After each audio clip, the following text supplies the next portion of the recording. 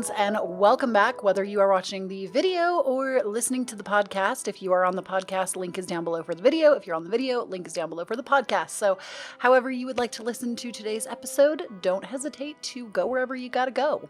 But today we are going to be talking about how you can change your life and do it effectively. And I've kind of covered topics like this before online. I will try to find a video where I talked about, if I find it, I'll also link it down below for all of y'all's, but where I talk about basically kind of the rewiring in the brain that it takes to make effective change happen. So the first thing, and there are a few things we're going to go through. The first thing is you want to get clear on your goals. And this I feel like is so boring and it's been done to death and said to death, but it's the truth. If you don't know what you're actually trying to aim towards, what is even the point of what you're trying to do? If you don't have at least an idea of where you're trying to go, whether that is a body goal that you're trying to hit, a habit goal, a workout goal, maybe you want to start going to bed earlier. You want to go to bed earlier, get up earlier. You want to start journaling more, reading more, writing more, whatever that might be, because here's the thing. The you that is you, that will be you 6 months from now, is already you. But the you right now has to make the decisions, has to come up with this plan of who you see yourself as. And it's that daily and sometimes weekly, but I would say daily practice of linking up with that version of yourself that you desire to become. Because you're already that person. And this could get a little bit out there for some people that are not into energy and stuff, but it is my personal belief that we live in a quantum reality. We have there are different, what's the word I'm looking for? It's not quantum. There are just different realities that are constantly going on around us. We also exist, multi-dimensions, there it is. We are multi-dimensional beings having a physical experience. So the idea that you have up here of the person that you want to become or the thing that you want to do, it already exists. You're already doing it. You just have to become a vibrational match for that version of yourself. Now, let's kind of take it in some more physical terms, I guess, versus, that's the end of the podcast. That's the end of the podcast, loves, right there. You just have to link up with the vibration. Done. No. Let me give you a couple of physical tips on this. So getting clear on your goals is important because you need to know what you're actually aspiring after. What do you see yourself as? How do you see yourself? What do you do? What do you want to accomplish?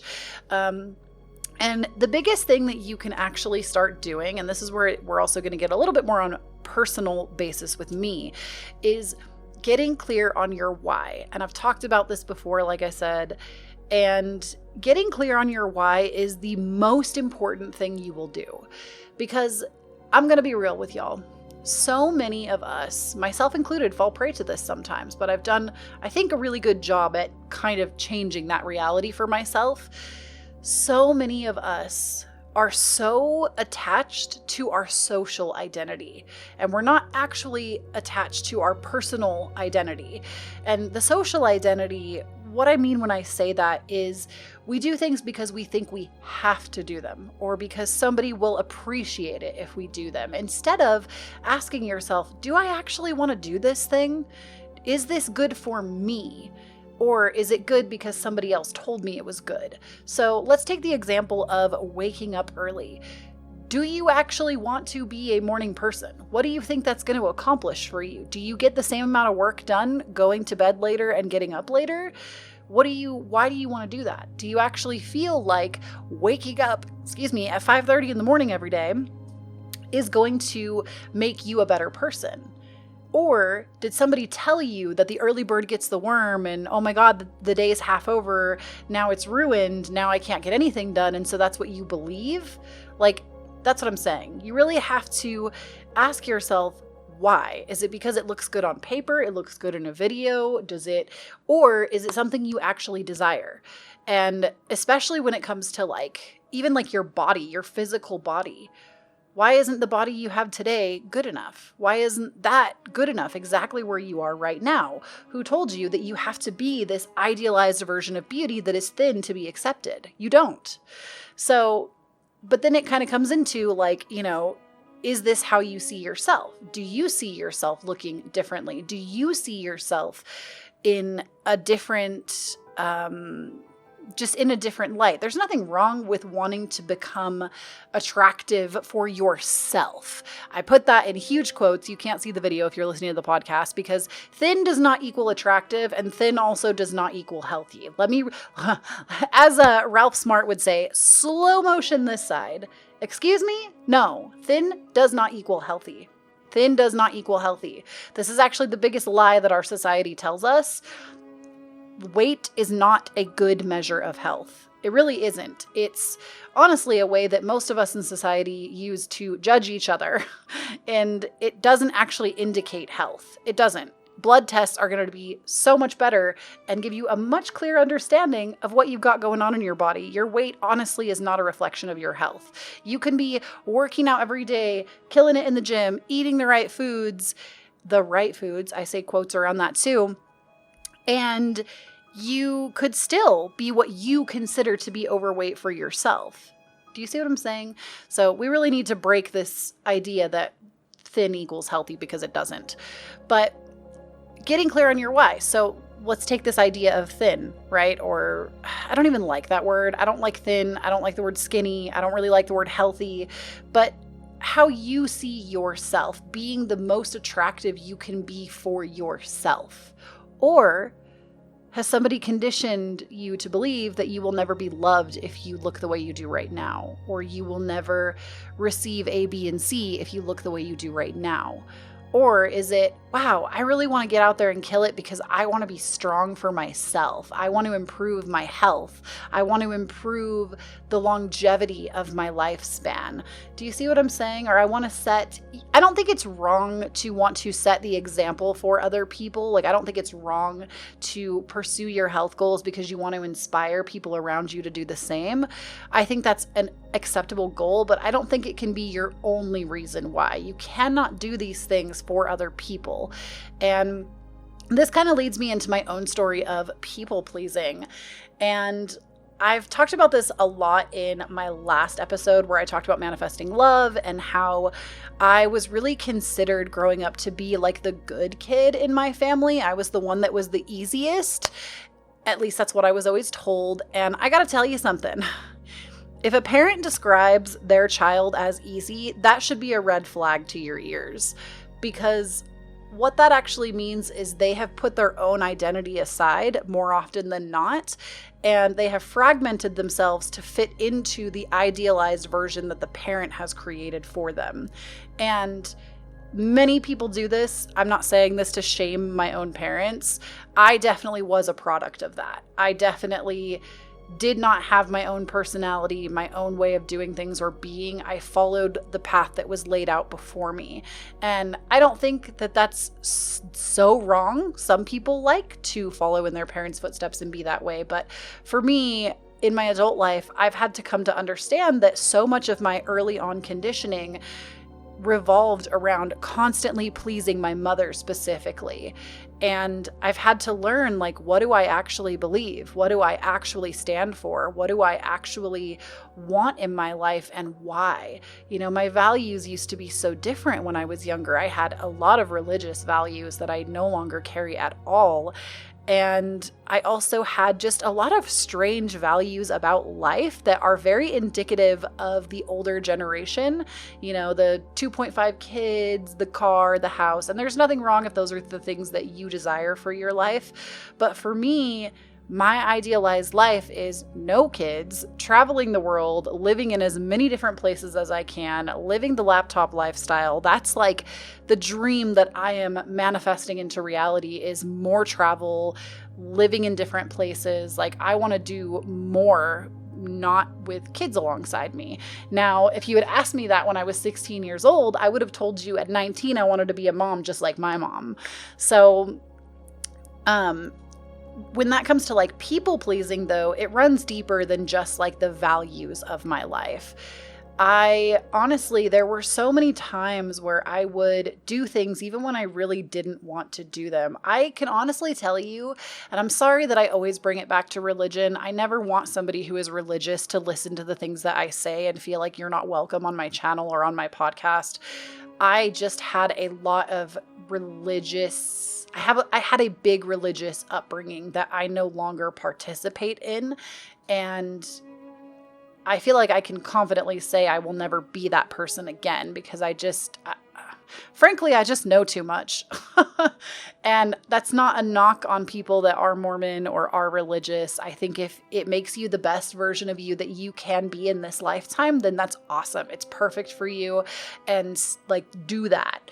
But for myself, the people pleasing ran so different because there were so many things that I would do. I can honestly tell you, in my adult life, looking back and reflecting, there was never, ever, ever, ever a time where I was happy to go to church. Ever. As a kid, I absolutely would tiptoe around my parents' house in the morning and peek in and see if my mom was up for church, because if she wasn't going, that meant the rest of us weren't going. And I would be like, yes, Sunday achieved. There was never a time in my life where I've ever been ecstatic to go to church, but I would do it and do it without complaining because that was what was expected of me. And I don't necessarily regret that, I guess, because I feel like it made my life at home easier in a lot of ways when I just didn't really fight it. Whereas I had other siblings that did fight it a little harder, and I felt like their lives were harder growing up than mine was.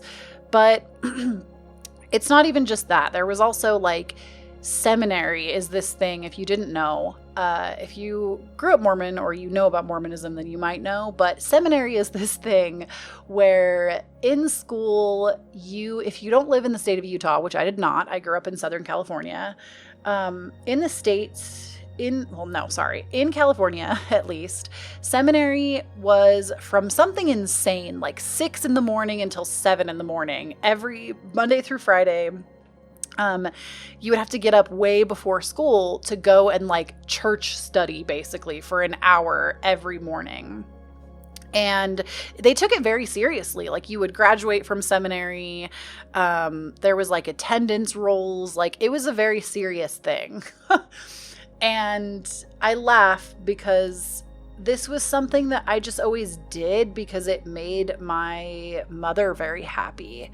And she really wanted to see me graduate from seminary because I don't think anybody in my family did. Maybe one of my siblings did, but I don't think anybody in my family really did. So actually, I don't think anybody did. But that was important for her to see one of her kids, I guess, accomplish that. And I didn't. My junior year, I completely dropped out. But I would go because I knew it made her happy. And my people pleasing, I feel runs mostly the deepest with my mother because we had such a close connection when I was younger. And honestly, most of my early adult life, 18 to 22, 23, I definitely lived my life under that lens of what is going to make my mother the most proud of me. And it actually wasn't until I civilly married my now husband, who is such a fantastic person and truly the love of my life. It wasn't until then that I feel I really started to realize I don't have to live my life like this. I can live my life under my own terms. And I know 22 and you just figured that out. Most people figure that out a lot younger, I feel like. And I wasn't living next to my family either. And so I feel that was when I really started to get clear on why do I think my only job is to be a mom? Why am I in an English program for school when that's not what I want to do? Actually, at 22, I think I was in culinary school, maybe. If I wasn't in culinary school, then it was film school. I went through 3 different majors, which I could do a whole other episode on that because it is so appropriate to change your major multiple times. And if I had a nickel for every time somebody gave me shit for changing my major, I would be rich at this point. It is so normal if you are somebody that is going through the college experience to change what you want to do. And it's not a decision that should be taken lightly. But getting clear on my whys didn't really start until then. I had to kind of go through this huge deep dive and really learn how to separate my consciousness from my mother's consciousness. And this is something I probably could spend a lot of time talking about because it was such a emotional and difficult process to do that. Because I had this mentality that I needed to be seen as a good person. And to me, our parents, they are like the first people that, for the most part, not everyone, they are the first people for the most part that teach us like what gets you accepted and what grants you access to their love. And so me being me, this highly sensitive empath that I am, I was always really good at putting my mother's feelings before mine. And that was something I did into my early 20s. And even when it came to like drinking or making any kind of decision that was my life decision for the future, I always kind of took her opinion into account first. And it wasn't until then that I was like, well, why am I living? Why am I doing this? It was like this huge wake up call that was like, oh, you totally live like for your mother's approval and you have to stop doing that. And don't get me wrong, I do think in a lot of ways, without going too deep here, it did kind of ruin the relationship that I had with my mom, but I don't think it necessarily ruined it because the relationship wasn't built on two people being their own people. The relationship was built on me just catering constantly to this person's idealization of who I should be. And so I wouldn't say that it ruined a relationship that wasn't really real. And in my adult life, my mother and I are not as close. And it sucks, but ultimately, I'm living my best life. And that's the truth. I live where I want to live. I do what I want to do. I work how I want to work. I see the people that I want to see. I talk to the people that I want to talk to. And everybody else, I just don't. And I feel like getting clear on your whys, this is really important to me with people in general. And that's why I'm giving such huge chunks of my personal story in here, where I'm talking about just the conditioning alone of how I interacted with people. And I will say this, I do think I maybe am not even always the best person to ask because I'm kind of rigid. I am very like fixed Taurus about who I will interact with and who I won't, and who I will let into my circle and who I won't. And mostly it comes from a lifetime of being put into a box by some people. And when I finally freed myself and figured out what my purpose for living even was, what I wanted to do and who I was, or who I am rather, it got easier to push people aside and just kind of do my own thing and let the people that truly love and accept me for who I am flourish and grow those relationships and kind of throw the rest to the wayside, whether they're family or not. And some people might really disagree with that mentality because to some people, family is forever and family is family and you just do this because family. But I'm here to tell you something. It literally doesn't mean anything. And I could probably do an entire episode just talking about how skewed the world's perception of family is, because I don't run my life by that ideology at all. I don't put family up in this like box that's like, oh, you are my most prized and I will do anything for you. Now, that doesn't mean don't love your family. It doesn't mean don't talk to them. It doesn't mean don't like them. But when you start to get clear on why you're living and why you're really doing something. Now, I know we talked about like going to bed early and we're getting really far off, but we'll bring it back. When you really get to the core of why you do things, you have to put the opinions of other people aside or you're not going to get anywhere. And because you have to literally ask yourself, what is your divine truth? And you might find that it doesn't really align with anything you've ever been taught. For me, my biggest divine truth, as I like to call it, is freedom. And I think everybody to a degree wants freedom, but I require it more than anything else. I need to be able to go and do as I please, drop my phone and run away. I need to have complete autonomy of myself and my time. If I feel suffocated or pushed to do something, or I'm made to do something that I don't want to do, I will never stop telling you. Like, it does not work with me. And I've discovered that that's something that's just highly important to me. And some people have other divine truths that don't align with that. So for me, finding my why is a lot easier now that I've accepted that. Now that I've said, I don't really care what society thinks. I don't really care what my family thinks. I don't really care what people that I let their opinions shape, or I let prior their opinions of me shape who I was for so long. I've gotten to a point where it's not that I don't care. Like, I never want to hurt people or hurt people's feelings. And I do my best to not let that happen. But also, I can't control how other people feel, and neither can you. So getting clear on your why, even if it isn't what you expected, even if it's that, like, I need complete autonomy, or just getting really clear on what you've kind of been conditioned to believe you should do and what you actually want. Like, is your version of success living in a mansion up on a hill, having millions of dollars and having like 8 cars and 2 kids? And, is that your version of success, or is that the version of success that has been spoon-fed to you, that that's what you're supposed to aspire to be? Or is your version of success living in a shack in the middle of the woods, growing your own food, and like living as a hermit away from the world? Like, what is your idealized life, and why do you want to do it? The why is really important. I hope that made sense. So the why is extremely important to changing your life, because you can't do it for anybody else. You can't make decisions for anybody else. You can't decide you're going to live your life a certain way because somebody told you that they would withdraw their love from you if you didn't. You can't do that. You cannot do that, because when you finally get the thing that you think you wanted, trust me when I tell you, you will never feel more lonely, more upset, and more disappointed. When you actually get clear on why you're doing something and then you get there, it will be so much more fulfilling because it is so aligned with who you are as a person. So the next thing to do once you're clear on the why is to start making a plan.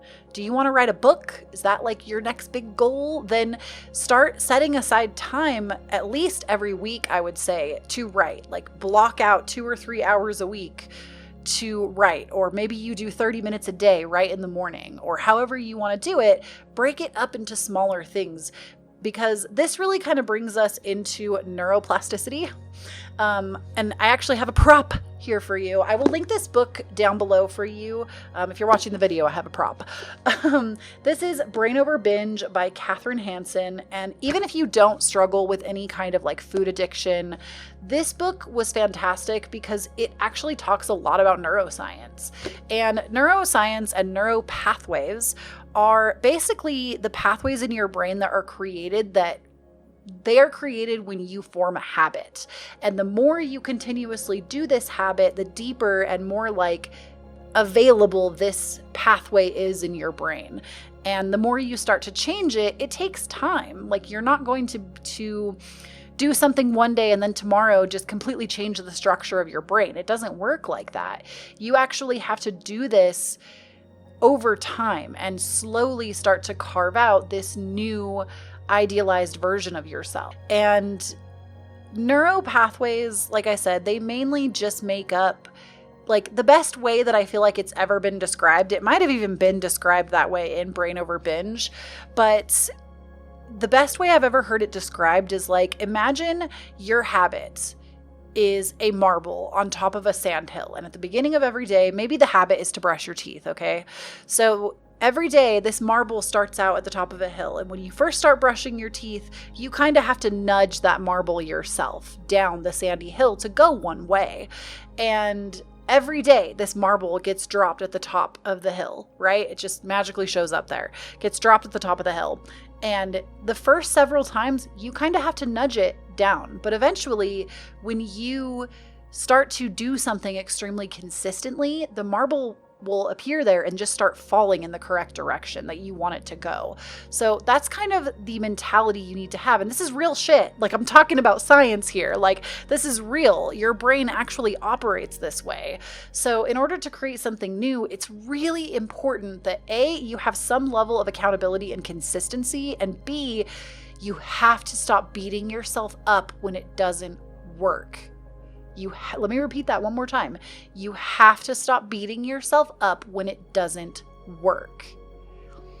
Because maybe you have a habit that is so ingrained into your, you have like such an ingrained neuro pathway, it's gonna take time. You're gonna have to push that marble up the hill and back down the other side for a while before it actually starts to go the other way. So just stop beating yourself up. And the last thing I really want to talk about is something we talk about a lot here, and that is to just keep the small promises. Make the steps that you're planning so easy that it's a no-brainer to keep the promise to yourself. Maybe going to bed early is your goal. I like using this one because I think it's a thing that a lot of us struggle with. I myself am included in that. For myself, I used to be like, oh, in order to go to bed early, I need to like have a really structured nighttime routine, right? So I need to like read an hour before bed, turn off all my screens. I need to make sure I'm showered and my teeth are brushed, and like 80 freaking things to like get myself into bed and be comfortable, right? Put my lavender oil on, all this stuff. And so I would get so frustrated when it wouldn't work. I would do like my 80 things and then get in bed and then be awake until 4 o'clock in the morning and be like, oh my God, why is this not working? And then I would get mad and I would just give up. But what I have actually found that works better for me, as an example here, is that I finally said enough is enough. I'm going to take it one thing at a time. And so currently I'm working on this now, and I say no screens in bed. It's real hard for me. I'm not going to lie. I get the heebie-jeebies a lot at night. I'm kind of a scared sleeper for some reason. Even though my husband is right next to me in bed, I tend to sleep really light and I get scared very easily. And I can't even explain that. Like I genuinely am someone that is like afraid of the dark. I'm working on it. Okay. But so instead of saying no electronics in bed, I have just started keeping my phone out of the bedroom. I still have my iPad, so I can still like watch Netflix in bed if I want to, but that's a start. I haven't brought my phone to bed in weeks because that's something that I was able to break myself of, and I actually feel like it really did help me. Yes, I still have a screen in bed with me right now. Eventually I will be phasing that out too, but not having my phone, I feel like I have no anxiety when I go to bed anymore, because previously I would be on Twitter scrolling and scrolling and scrolling and scrolling and scrolling and seeing all this news and being so freaked out. I would be getting text messages or phone calls. I would be spending all this time engaging with other people or just engaging with the news, which I don't even like to do. And I would just be such a huge ball of anxiety. I wouldn't go to bed until 4, maybe even 6 o'clock in the morning. So even just removing one thing and starting out really slow, I've already gotten my bedtime down to like 2 a.m. instead of 6 a.m. So it's definitely better. It's not perfect. I'm working on it. I'm keeping those small promises, the small promise of not taking my phone to bed. And that's really helped me. So just make it easy for yourself. Don't make it so hard. Don't feel like I have to do all of these things. I'm going to change every single habit that I've ever done wrong in one day, because it's not going to work like that. But you can do it. You can do it. I promise. Because that version of you already exists. And even if you've had the conscious thought to make that change, that means that version of you already exists. So I love you all so, so much. I hope this helped you out today, and I will catch you next week for another episode. All right. Bye.